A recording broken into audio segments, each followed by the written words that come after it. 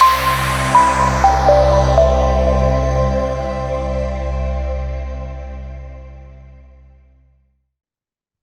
would now like to introduce today's presenters. Arpita is a practice director on the Information Technology Services team and focuses on sustainability and technology talent research. Ambika is a senior analyst at Everest Group, specializing in strategic advisory and consulting for sustainability, technology, and services. Rita is the Everest Group principal analyst for impact sourcing and sustainability. The focus delivers a triple bottom line lens of people, planet, and profits to global services market research, beginning with an in-depth examination into impact sourcing. And with that, I would like to turn things over to Ambika. Thank you so much for the introduction, Stilipin. Hello, everyone. Welcome to our webinar. I am super excited to be a part of this conversation with my amazing colleagues, Rita and Arpita. For those of you who are interacting with us for the very first time, let me introduce Everest Group as well. We're a research and consulting firm based out of Dallas, and we primarily focus on the global services market, including IT, business process services, and engineering services. The team that you see on your screens today is part of the sustainability, technology, and services practice here at Everest Group. We extensively track and publish reports on IT and technology offerings that enable sustainability for enterprises. And in the next 60 minutes or so, we hope to talk to you about how sustainability services has evolved over the past year. What were the key findings from our recently published Sustainability Enablement Technology Services Peak Matrix report? And most importantly, to help you understand how to leverage provider capabilities in this space to progress in your sustainability journeys and how to choose the right partner for your organization in this regard. But before we deep dive into all of that, we would love to hear from you on how your organization looks at sustainability. Right. So please, by answering the poll, do let us know, um, how likely are you to invest in sustainability enablement technologies for your organization in the next 12 to 18 months? Also, just to remind you, there is a Q&A tab wherein you can drop all your questions and we'll do our best to address them either during the presentation or later as and when time permits. While we're waiting for everyone to respond, I believe we do need to address why sustainability is more crucial than ever for businesses today. And in our conversations with enterprises, C-suite executives are constantly stating the fact that while there have been some initial challenges in making these investments, they're very confident that the long-term benefits would far outweigh the hurdles that they face today.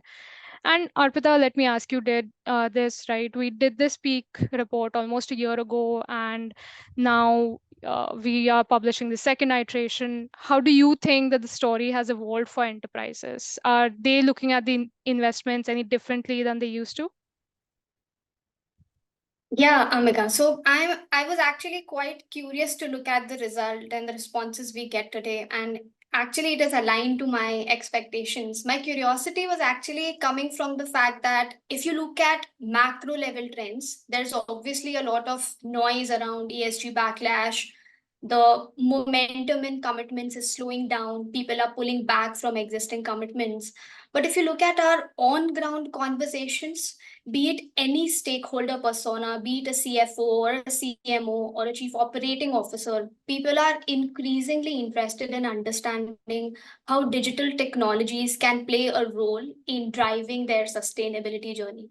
And it's not just about compliance. I think it's more to do with double materiality, right? Yes, compliance is one thing, but even climate risks have an impact on your business operations, your organization.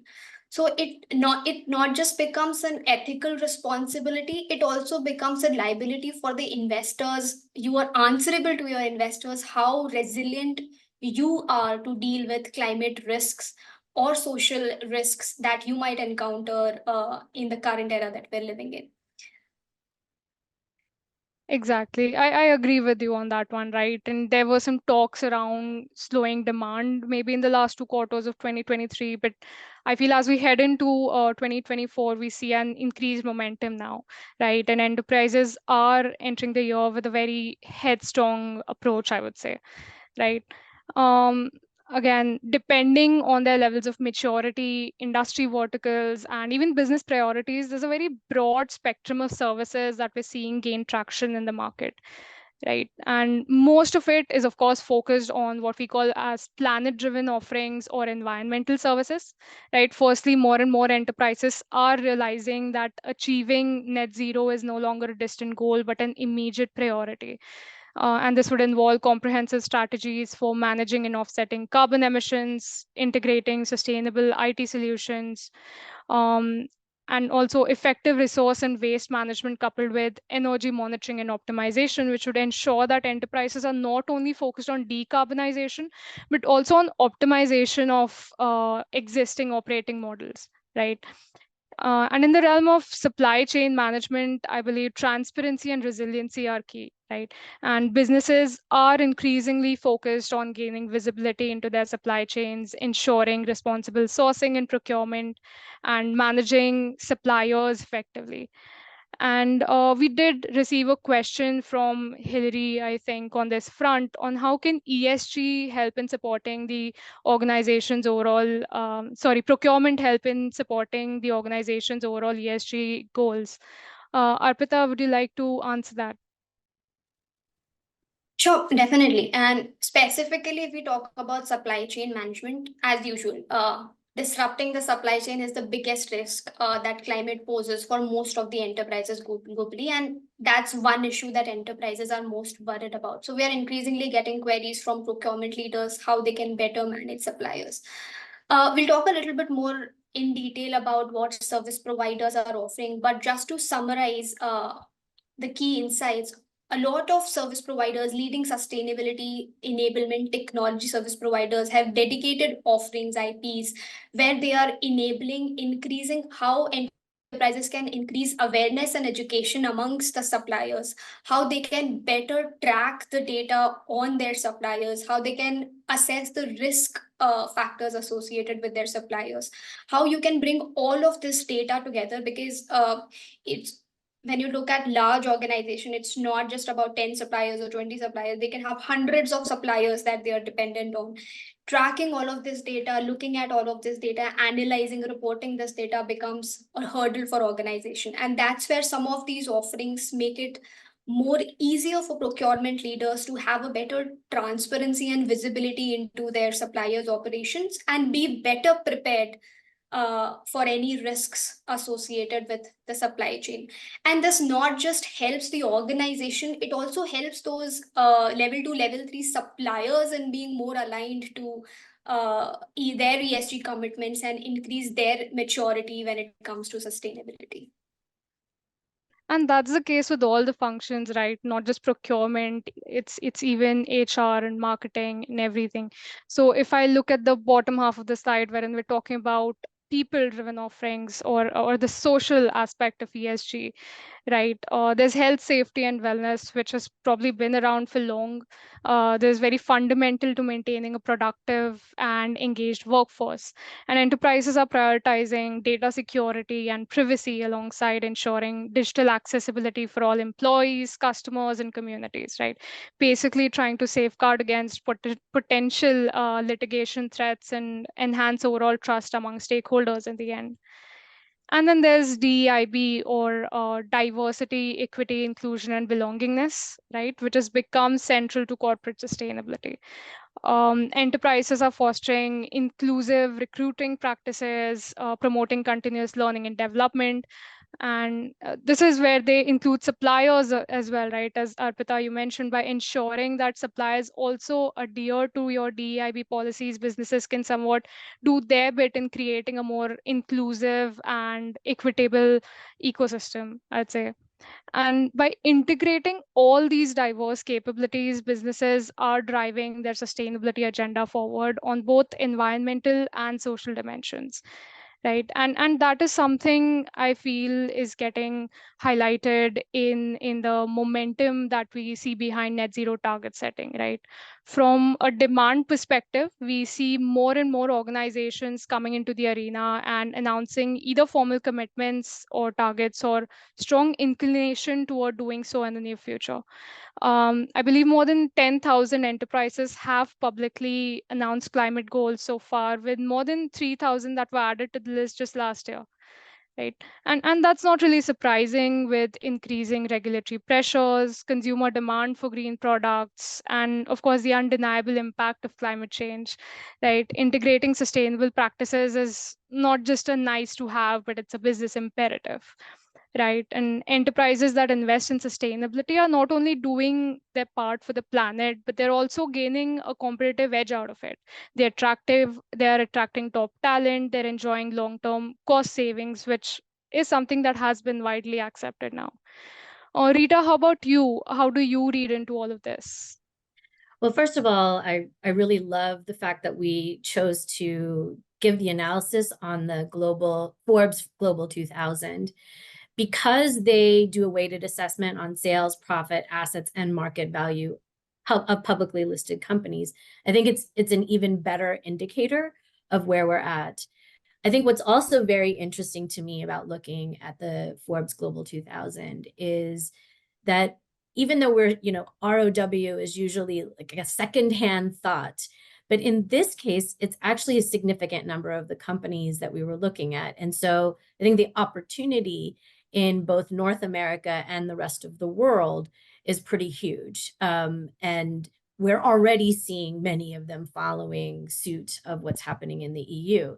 And I think that's what our other stats tell us, that 21% of ESG transactions grew by 21%. And then, of course, the demand for green skills, even something that we've done internally to grow our own capabilities from a sustainability standpoint of creating an internal fellowship program. So I think all of this is very promising and very much in line with our poll results as well. 2/3 of the folks that have dialed in are saying that they're likely or very likely to invest in more sustainability enablement technologies. So I think we're all sort of singing the same praises. That said, I think there's another side of this story that folks are hearing a lot about in the media. And in one sense, I would say our message is don't believe the hype. Even if you look at sort of a headline of the Unilever CEO saying, the headlines all said that they're scaling back on sustainability goals. But when you scratch below the surface, you come to find out they're not exactly scaling back on their commitment. They're focusing, they're saying we're going to do fewer things and we're going to have a deeper, greater impact. So I think, some of the backlash and some of the conversations around this, and even adding new language like that Unilever CEO calling it realistic sustainability. At the end of the day, there is an ever-present moral imperative and responsibility to focus on the issues that we see going on from a sustainability perspective. Yeah, I mean, Arpita and Ambika, what do you think about some of the things that we've been seeing as drivers for the sustainability conversation? Yeah, and we also, I think, have a question around which are the verticals that are, mature adopters. So to address that, most 70% of the revenue that we saw in this particular assessment, 70% of market revenue came from 4 verticals, which are BFSI, energy and utilities, manufacturing and retail. And the drivers, I think the key drivers include, if you talk about BFSI, it's a highly regulated industry. And that's why they're usually they come in as mature adopters to even manage ESG matrix of their portfolio investments, right? If you look at energy and manufacturing, they are high emission industries. Again, there's more pressure from investors on these industries, how they can control their emission. retail and CPG, again, you are a consumer-facing industry. Customers are holding you liable. So it all comes down to stakeholder centricism. There are stakeholders asking questions, and then verticals who are more at risk of answering those questions right now are higher adopters. But that said, we do see HLS, for example, catching up. So that's my 2 cents on the question that we had. And with that, I think it's time for us to get into the next poll, which is around, for the audience, we want to understand what are the priorities out of the following for your organization as part of your sustainability agenda in the year ahead. And we'd like you to select as many options as they apply to you. And while we wait for the responses, Rita, in our experience of talking to enterprises as well as service providers, optimization and decarbonization definitely came out as highly mature use cases, right? Everybody is talking about net zero strategy, ESG reporting, and compliance. But do you want to shed some light on some new use cases that we also saw coming up? For sure. I think especially coming from a development background, I'm very excited to see businesses looking at challenges around biodiversity and even circularity as opportunities. We heard about an example where AI predictive analytics are being used to crack down on illegal logging. We've heard about wind farms that are on land and sea deploying surveillance systems to monitor bird migration and even track which are the birds that are actually coming across their radars. So we do see that, you know, this list could probably be longer. We probably should have had an other, that the opportunities and the areas of work are continuing to expand. And it's good to see at least we have a little bit of biodiversity in our poll results as well. Yeah, definitely. And I think that provides me a good segue to move into the next segment of our conversation, where we are going to deep dive a little on the deal activity that we have seen. So let's bring our audience's attention to the deal activity in the market to get a better understanding of the enterprise pulse. So if we look at the chart on the left, we assessed 50 plus publicly available sustainability engagements, and the market pulse is largely aligned with sustainability maturity of enterprises within the region. For example, no surprises of Europe shooting up in terms of deal activity, considering more mature compliance measures as well as more pressure from the stakeholders, be it because of CSRD, be it because of EU taxonomy. But before we disregard North America, we actually see North America catching up very fast, at least in terms of revenue split that we're seeing for overall sustainability market. What's interesting, as highlighted on the infographic on the right, is if we get a level 2 view of scope of these engagements, almost 1/3 of these engagements are focused on optimization, where the engagement is a broader operational efficiency or an optimization engagement, but sustainability is an important KPI within that. For example, carbon emission footprint is finding its place as an important performance assessment for each and every business operation. However, what's also exciting and what's going to become the absolute core of sustainability services in mid to long term is the next two categories, which is decarbonization and measurement and reporting. Where decarbonization follows suit generally as soon as enterprises get into measurement and reporting of their ESG activity. And on the poll, we got highest number of votes for measurement and reporting. I'd just like to call out a disclaimer that the deals that you see on the left are not standalone sustainability deals. These are large IT transformation deals, and that's why we see ESG as, you know, third highest use case. But if you look at standalone ESG deals, ESG holds absolutely the low-hanging fruit that enterprises are going for. And at the same time, what the buyers are grappling with is justifying the upfront costs that are associated with their sustainability initiatives and how they build a business case of quantifiable long-term benefits. And that's where we see the service providers who are able to pitch it better to the enterprise stakeholders. Those service providers are more able to get these deals and accelerate their sustainability for the clients. I think with that, we'll get into the next section of our webinar, where we'll talk a little bit more about how mature are these enterprises currently, where they are in their sustainability journey, and where they are going. And we'll also look into what kind of capabilities are providers bringing and investing in to help these enterprises in their vision for sustainability. With that, Rita, I would like to bring you into the conversation. We have had so many buyer conversations as part of the peak matrix assessment. What has your experience been out of these conversations? Where do you think they are, and where do you think they aspire to be? Absolutely, great question. And I think what's been exciting is the optimism I feel, because as we created this maturity framework, this continuum, I would say when we first started it 3 years ago, we really saw most of our target community looking kind of at the first 2 steps, being really thinking only about net zero and not really looking further ahead and looking at real transformation. But as we've seen in this last year, and we're soon to share with you the results of our peak matrix, the targeted investments have definitely grown in terms of maturity. Even if we look at just public use cases, we see that at least a quarter of them are saying that they're really looking, or our assessment is that they're really looking at amplifying the business impact.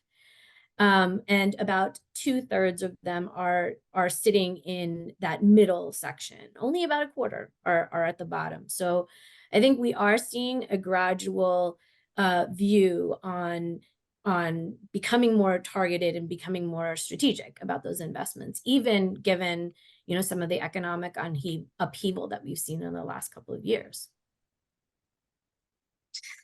Definitely, Rita. And I think that that is reflected in the kind of use cases also that are coming up within sustainability. So for our audience, we have divided the use cases and based across 3 categories. The first category is low hanging fruits. These are the use cases that are experiencing very high demand, very high adoption, and these are sort of more mature use cases when it comes to sustainability. The emerging services is the next level of use cases where there are more complex problem statements that enterprises are going after, and these are the services that we feel will contribute much more towards the advancement of net zero journeys for enterprises. So if we talk a little bit about the low hanging fruit, so ESG data management and net zero services represent these use cases. Many service providers are investing in niche offerings and forming partnerships to help their clients visualize their sustainability data and establish clear decarbonization pathways for their clients. Sustainable IT, if you look at in the emerging use case, is gaining a lot of investment momentum alongside talent development. Data center greening is making technological leaps, promising a bright future. Leading service providers are emphasizing a lot on green application development through innovative offerings and strategic partnerships. I think we talked a little bit about responsible supply chain, but just doubling down on the relevance of this use case, because it not just holds value in the planet aspect, but when it comes to people aspect of sustainability, the S of ESG, ethical labor practices. How do you hold your suppliers accountable across E, S as well as G? Those elements are becoming extremely important. We are seeing a lot of investments happening when it comes to responsible how service providers are building capabilities towards these use cases, and Ambika will talk a lot more about that. But I'll just quickly touch upon the untapped opportunities. So while planet has sort of dominated sustainability services engagement, we are seeing use cases within DEIB, health and safety, especially because of advancements in AI, generative AI, where how AI can be used to incorporate ethical hiring practices, for example. How do you hold C-suite accountable for making sure there's diversity within your organization? DEIB principles are incorporated, those policies are incorporated within your organization. Nature and biodiversity, for example, some of the leaders in the industry, leading service providers, they're actively talking about replenishing ecosystems, biodiversity use cases, and there's a lot of action happening within sustainability and a lot of it to look forward to. And with that, Ambika, I think it would be great if you could share some of the elements. Okay, we had a look at what our enterprise is looking for, but how are service providers building these capabilities? If you could shed some light on that for our audience. Yes, definitely, Arpita. But before we do that, we had a pretty interesting question from Allison on whether we had a breakdown of the deals signed by region. And Rita has already answered that, but I felt that we could still, deep dive into this further. So there's a very interesting trend if you look at the geographies, right? If I'm looking at Europe or North America, optimization continues to be the top use case, followed by reporting and measurement, and decarbonization comes third. But if I turn my head towards more emerging geographies, such as, let's say, APAC, there's a very interesting twist. So we do have optimization and reporting and measurement as the top use cases, but the third one becomes biodiversity, right? And similarly for the rest of the world as well, decarbonization is the top priority for these geographies, right? Given that the sustainability mandates and regulations are still evolving, and more enterprises are being covered under the scope of these compliance standards, followed by reporting and measurement, and then biodiversity. So optimization is pushed further back. So I thought that was a pretty interesting trend that we should definitely talk more about, and is definitely more exciting, right? Because gives the emerging geographies a lot more scope to work on proactively for certain use cases like biodiversity. And jumping back to your question, Arpita, so yeah, we have talked about how the range or the spectrum of services under sustainability services is very broad, right? And service providers have a lot of tools up their armory to develop these capabilities, right? And the first one obviously being developing those capabilities internally via, let's say, assets and IPs.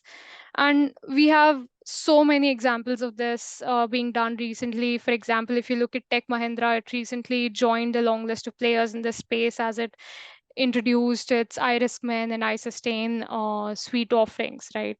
But there are also some service providers that are not just focused on introducing new solutions, but rather repurposing their existing solutions and adding a layer of sustainability on top of it.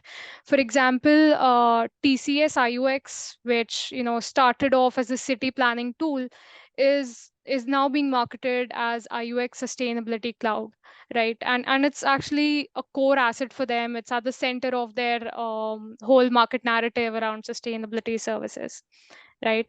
There are also some providers like GEP who would focus on a particular section. In this case, supply chain management and procurement, right? They have assets like GP Green that are pretty mature when it comes to these particular use cases. And then there are others who might choose to focus on particular verticals as well. The second tool that providers tend to use is around they try to grow inorganically via acquisitions.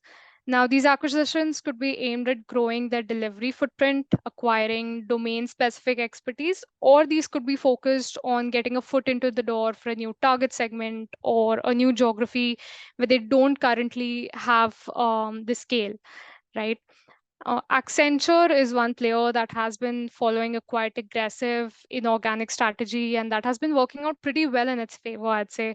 There are niche players as well, like Sphera, that are doing that too, right? The third pillar or the third tool that they use is partnerships, Now, this is probably the most effective way of easing into a new market, right? Especially when it comes to sustainability. We have had a lot of buyers tell us that they first choose the technology or the platform partner or the software that they want to go with, and the choice of the service provider then follows. And cognizant of this, service providers are investing heavily in building strong partnerships, right? Somewhere they understand that the space is not so much competitive as it is cooptative. The be it EY and IBM or Deloitte and SAP, they're really trying to drive innovation in the space via partnerships and leveraging strengths that each of the partners has, right? And the fourth tool, which is also probably the most critical one here on the slide, is talent, right? And we published a viewpoint in this topic and found out that almost 47% of the top sustainability consulting service providers, they feel that their clients are willing to pay a premium for the services that incorporate a sustainability element, but unfortunately they're not able to comfortably meet the demand due to a striking dearth of relevant skills in the existing talent pool, right? So having a robust organizational framework that can deliver these sustainability services and robust upskilling channels is very necessary for service providers, right? And Rita, I'd like to hear from you, from your conversation so far. What's the market sense on these efforts being made by the service providers? I think that's a great question, and I love the depth with which we've covered sort of these four really important tools. I think one of the most interesting, or two of the most interesting things that I've seen are, one, that in terms of internal capacity building, most often many of these service providers are beginning with themselves, so walking the talk and being customer zero. I think they're learning a lot from that journey, and therefore, doing a lot of what you described in terms of repurposing existing solutions and building new solutions, as well as acknowledging where there are gaps and looking for acquisitions and partnerships. I think the partnerships piece is also the other piece that is quite interesting. It reminds me of the adage of it takes a village. And in this case, what's most interesting in the partnerships is the go-to-market strategies. There's a lot of evolution that's happening in terms of how partnerships are built and how each partner is going to market together or individually, and then pulling the partner into the project. So we're just seeing a lot of interesting innovations and a lot of interesting business cases in that. Now that we have all of these interesting tools and we've understood what the market is asking for, I think it's really the time for us to dive into the real analysis. And this is where we really, I would say, strive and succeed. This is the second year that we've done the peak matrix assessment of sustainability enablement technology services. And there was a lot that we learned in the first year, and I think a lot of progress that we're very excited about in year two of the journey. So I'd like to hand it back to Ambika to get into the depths of what it is that we learned from the multitude of providers that participated, the top 24 providers that participated in our assessment, and talk about what you saw. What were some of the processes and parameters that you measure to get us to this point and for this analysis? Sure. So yeah, we recently published the Sustainability Enablement Technology Services Peak Matrix report, and as Rita mentioned, this was the second iteration. A very hearty congratulations to all of the 24 service providers that have been featured on the peak. The slide that you see is a product of extensive research into the sustainability enablement market, leveraging information from RFIs, briefings with the providers, conversations with their buyers, and a lot of secondary inputs and transaction databases that we at Everest Group maintain as well. We used our flagship Peak Matrix, which is Everest Group's proprietary tool, to shortlist the leading service providers in a particular market, sustainability enablement in this case. And to assess them based on their vision and capability on the x-axis and market impact on the y-axis. So as part of the vision and capability, we look at the vision and strategy to grow their sustainability practice, the kind of investments that they're making in terms of IPs, acquisitions, partnerships, COEs, and even talent for that matter. And on market impact, we try to assess the kind of deals that they're engaging in, the deal size and variability, their experience in catering to the clients, and primarily feedback from their clients. Excuse me. After having assessed all of those parameters, we ended up with 7 leaders, 13 major contenders, and 4 aspirants in the peak. And Arpita, would you like to talk about what are the differentiators in these 3 categories of providers? Yes, and once again, congratulations to all the participants who got featured in our peak matrix assessment. Now, looking at the 3 categories of providers. So when we look at the leaders, I believe what stands out for the leaders is 3 key pillars. One is the scope and maturity of their offerings, their end-to-end play, be it consulting, design, implementation, or managed services, as well as the global presence, the global delivery footprint they bring to the table. They're offering very mature and interoperable end-to-end solutions. And not just that, they also have strong market proof points on quantifiable improvement in the ESG or sustainability matrix. And this is not just for low-hanging fruits, this is also for emerging use cases within sustainability. A very important element is they're taking a consultative approach to drive sales and depth of work in their sustainability engagements. And this is especially important considering the novelty of the field. Even enterprises are looking to partner with providers who can push their thinking, drive their awareness and knowledge into the domain, and guide them on sustainability journey rather than just coming in as a implementation provider. It's more of a strategic partner that they're looking for. And the global presence, they have a strong delivery footprint. They already have large scale engagements and adoption across industries. And not just they're building vertical specific IPs and solutions, and actively investing in research and development and for advancing some of the complex sustainability problem statements. When it comes to major contenders, they're building a asset-backed go-to-market narrative by introducing new IPs. Either these could be their internal flagship IPs, or they could be in partnership with some of the external providers, be it OEMs, be it niche service providers, niche ESG consulting agencies.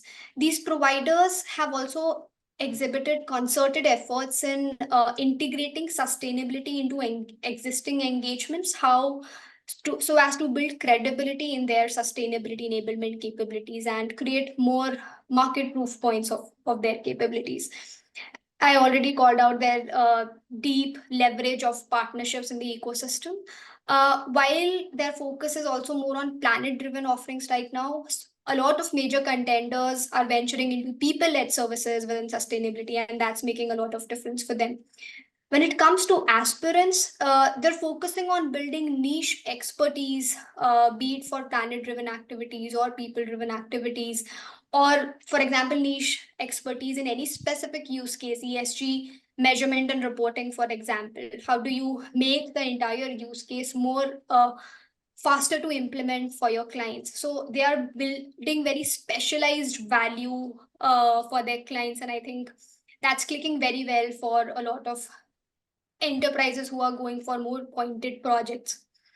And kudos again to the star performers. And I'd quickly like to define how we identify any provider as a star performer.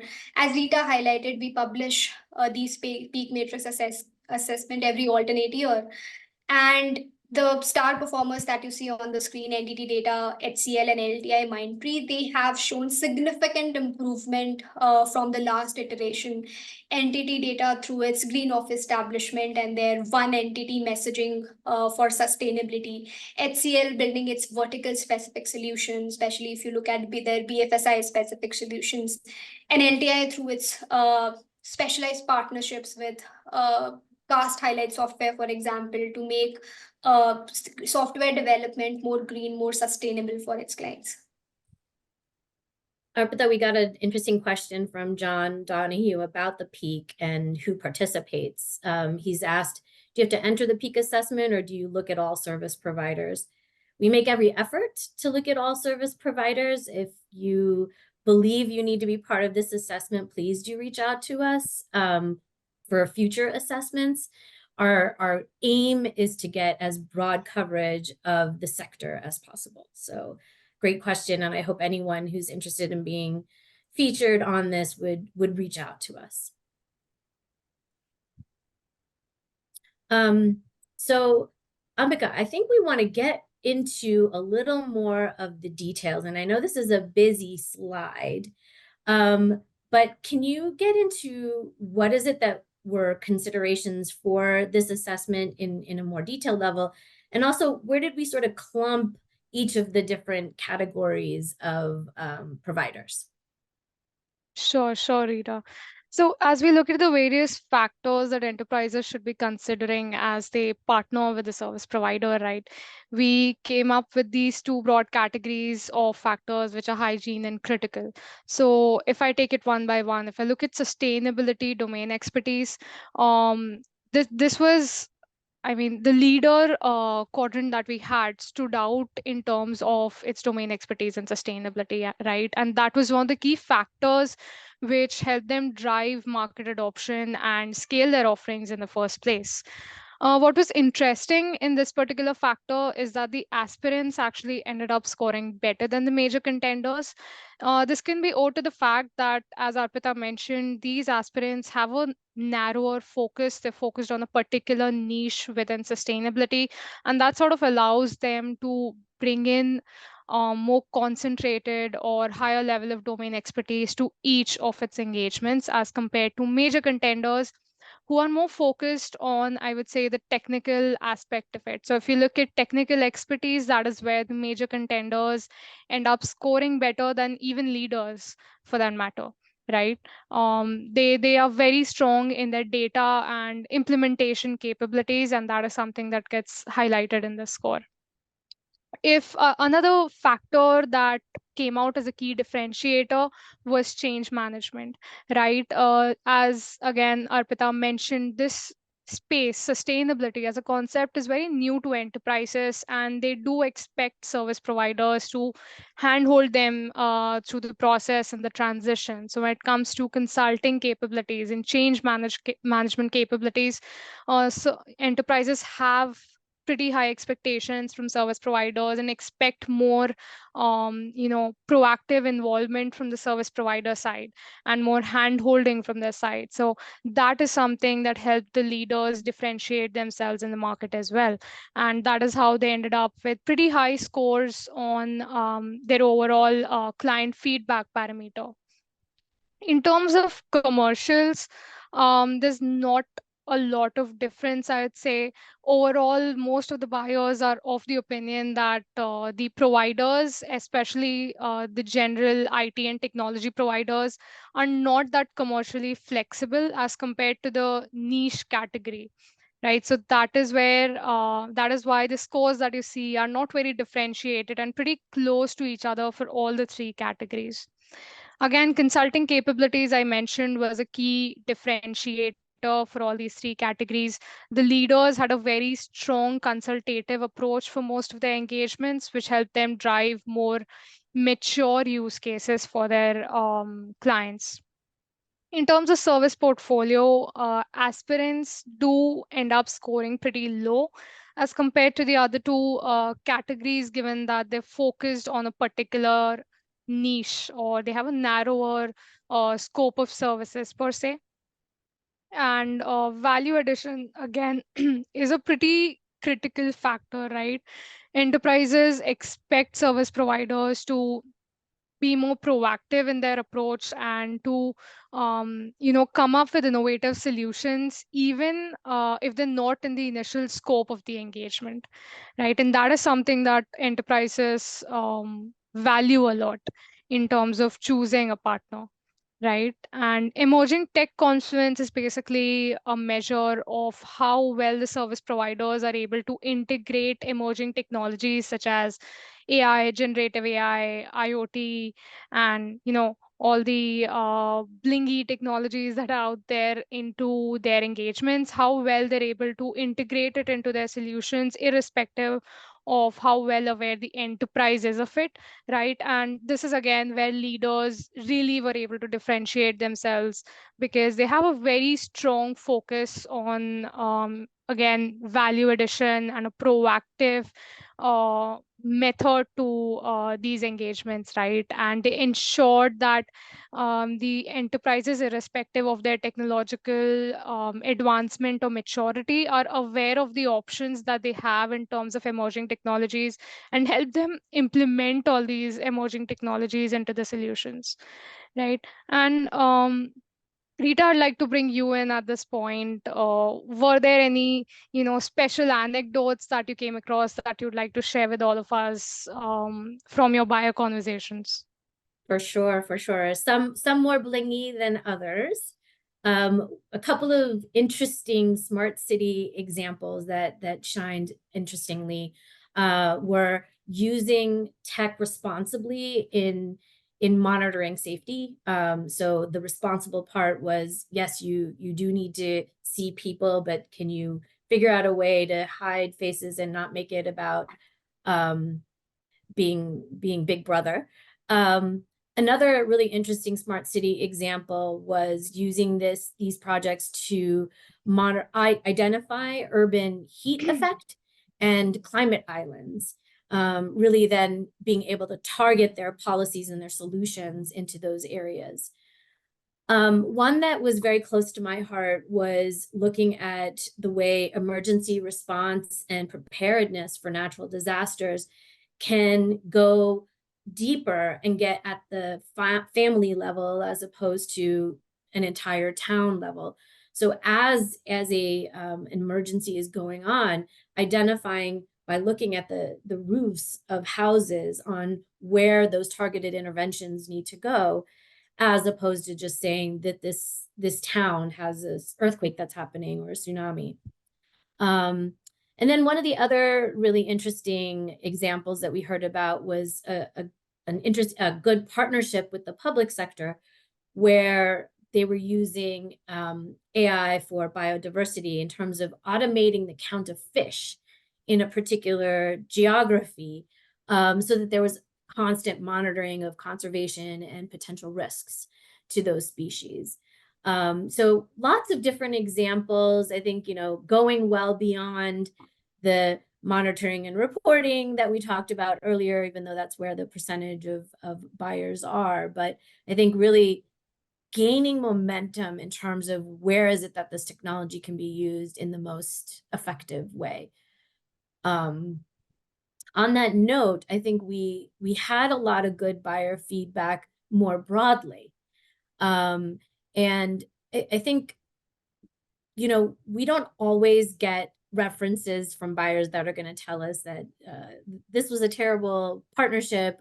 We never want to work with this company again. But that said, I think we did learn a lot of good information from the buyer conversations that we had, that partnering with service providers is their most important aspect. And the three strengths that they talked about most were that there's a deep relationship in terms of account management. And I think that comes from the fact that these are projects that are newer and more complex in terms of execution than they've had in the past. They're also seeing a decent amount of domain knowledge, but I think we also talked about earlier that there is a talent crunch when it comes to sustainability. So perhaps that 67% marking is an indicator of that. And technical and process expertise, I think that goes hand in hand, but it is again bringing these sectors together that may be some of the challenges. The areas of improvement that we saw were, how is it that bling gets included? How is it that the emerging technologies get included into these solutions? I think we believe that it needs to be where it's applicable, but not necessarily the view of a buyer. I think the other piece that we saw as an area of improvement was change management in terms of, okay, we're doing this sustainability project, but how does that get integrated into the way we already operate, and merging the consultative skills that folks have. And commercial flexibility, I think a procurement person wouldn't be doing their job if they didn't talk about commercial flexibility.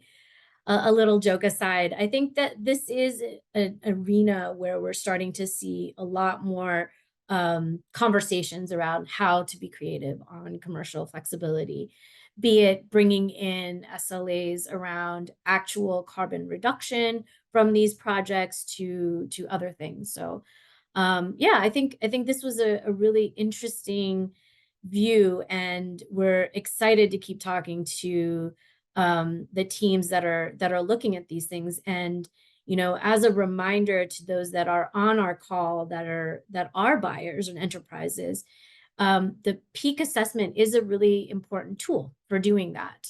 And please do keep your interest high and coming to us.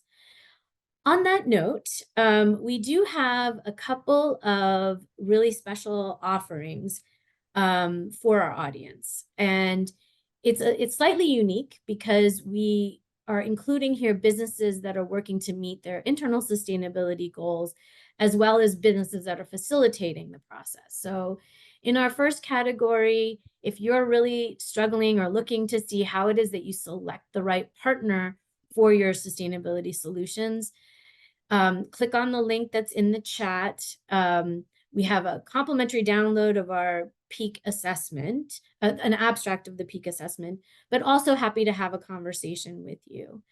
And then for service providers that are looking to scale or even look at the capabilities that you're doing and see whether those are filling the gaps, we also have an offering for you.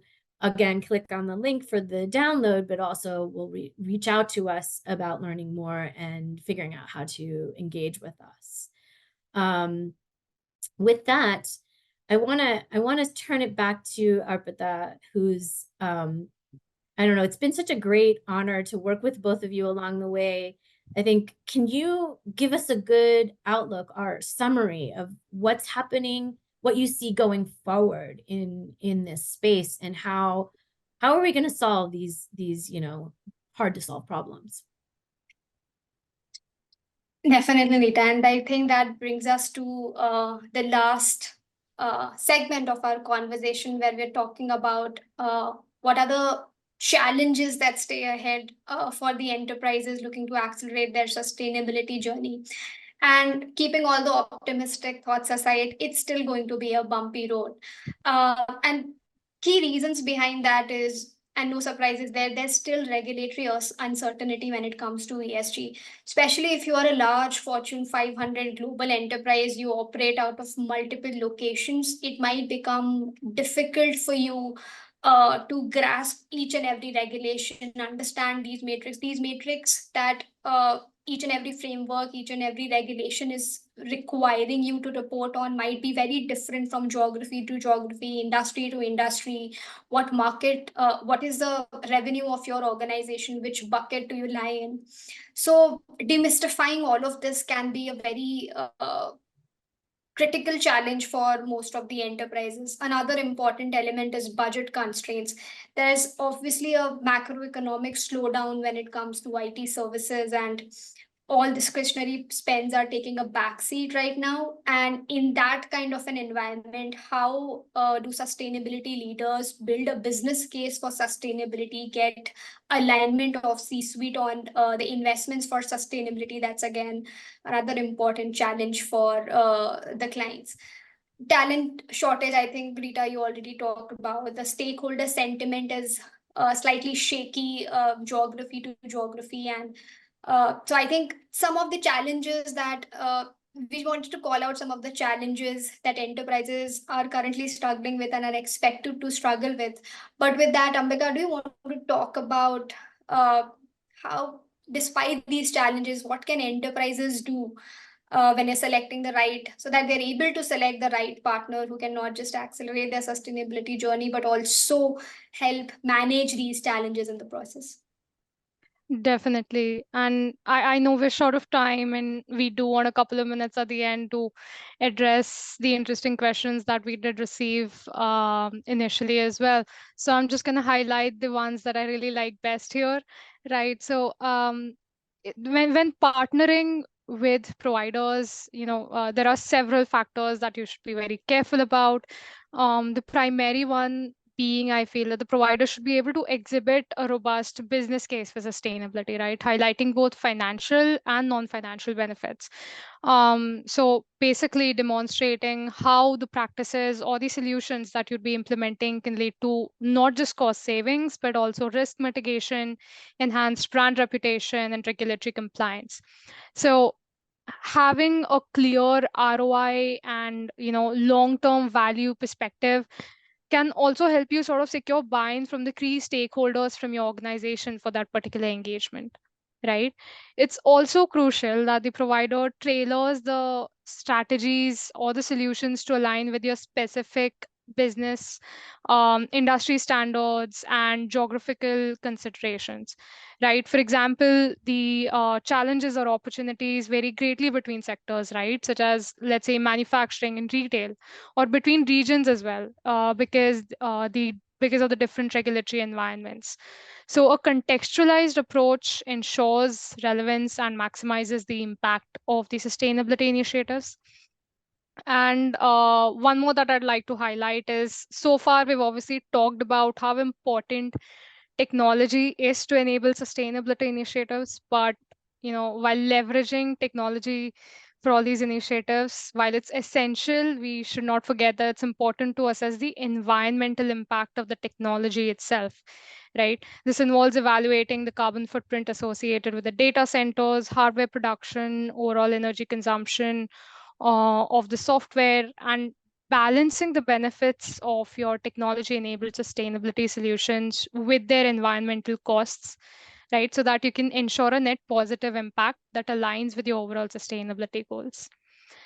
With that, I would like to take up one question that we had received, right? That talked about interoperability of regulations, right? How interoperable are these various regulations that are out there? So Rita, Arpita, feel free to add to this, but I believe that interoperability between various regulations, standards, frameworks, this is facilitated somewhere by a shared core principles, overlapping reporting requirements, and mutual recognition agreements. There are various standards such as this ISSB, right, which is trying to come up with a global unified standard. In fact, recently in a report, it also mentioned that almost more than 55% of the world's GDP, the jurisdictions are now either already reporting as per their standards, or are planning to implement their standards in their existing frameworks and recommendations. So I feel there is an industry-wide and a global effort in order to unify all the frameworks that are there to sort of decrease the confusion and the complexity that is there out, to sort of enable enterprises to more easily report on the requirements for sustainability. How about you, Rita? What do you think? I think that's perfect. And I'm kind of keeping an eye on the clock. It looks like we're almost out of time. So I want to try to parallel process a couple of things. We do have a poll where we would love to get some inputs from our participants on which areas you'd like to see peak matrices assessments on. It would be great to get your thoughts on that. And I realize I'm sure a lot of people have to drop off, but before you drop off, as you're multitasking and answering this poll, I wanted to also give you an exciting announcement about developments here at Everest Group. If we can, I don't know if we can move to the next slide while the poll is active. Perfect. Everest Group Engage is a new initiative that we've just launched in 2024. It's the only conference that helps global leaders confidently drive their priorities forward with the proprietary problem-solving and proven insight into global BPO and IT services, global locations, and next-gen technologies. It's only our experts like Arpita and Ambika that can bring this kind of analysis. Our top analysts will unveil exclusive problem-solving tools and global insights. This is really a unique opportunity to empower leaders in global business services or that are working in vendor management and tech to engage. So not to reuse the word too much. We're hoping to forge connections and shape discussions in this forum. So please do reach out to us. I think in our chat, there'll be a link to the event. And with that, we're 2 minutes over. Very excited for the poll results that we have ESG data management hitting the tippy top because we're already planning to do that. But we're also very excited about the supply chain conversation and sustainable and green IT. With that, I'm going to hand it back to our host. Thank you so much.